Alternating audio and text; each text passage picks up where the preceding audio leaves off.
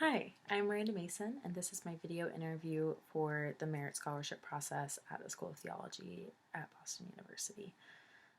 The first question that I wanted to answer is, what is one of my proudest moments? And I'd have to say that my proudest moment is definitely when I got to present my bachelor's thesis at my college. Getting to present my thesis, which the conclusion of which is that women should be in leadership positions and should be recognized as equal members in the burden of ministry.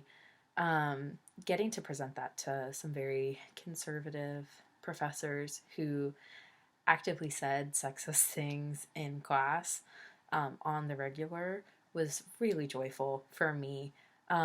One, just because I was super proud of my thesis in general, but getting it recognized as a very valid piece of academic work was also really joyful, and even more so getting the joy of hearing my conservative professors say, wow, there actually is something to this, and maybe women should be in ministry positions, and we'll have to think about this further even after your time here is done, was super joyful for me. Definitely my proudest moment.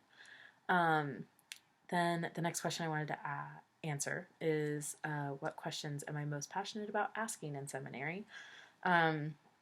Which the question that I'm most passionate about asking in seminary is definitely, what is the full scope of sonship? Sonship is something that I dove into for my bachelor's thesis, but it's something that I've been wrestling with my entire life. When I was a child, being brought up in the Southern Baptist tradition, I really saw a dichotomy and a favoritism towards men in the church in a lot of different ways, and it wrecked my faith in a lot of ways that I didn't realize until I was starting to write my bachelor's thesis.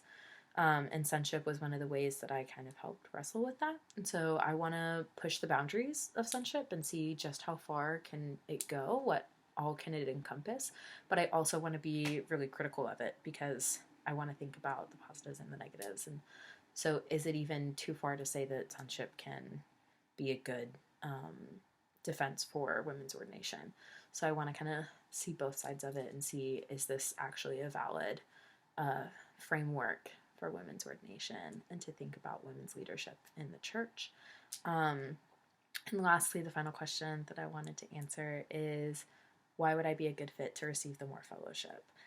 And I really think I would be a good fit for the Moore Fellowship. The website says that it's about empowering women's leadership in church and society.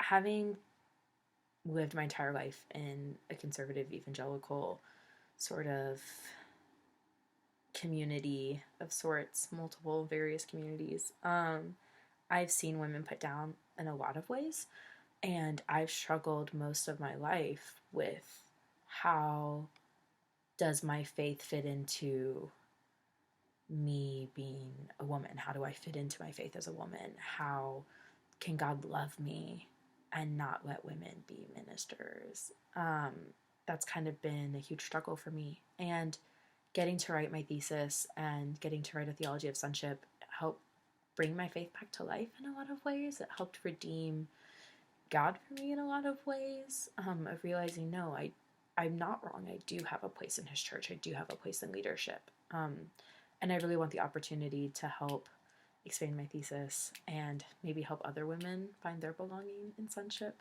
but also just to empower women in general, because I think too many women have to question their place in God's church, and that should never be the case. Thank you so much for your consideration.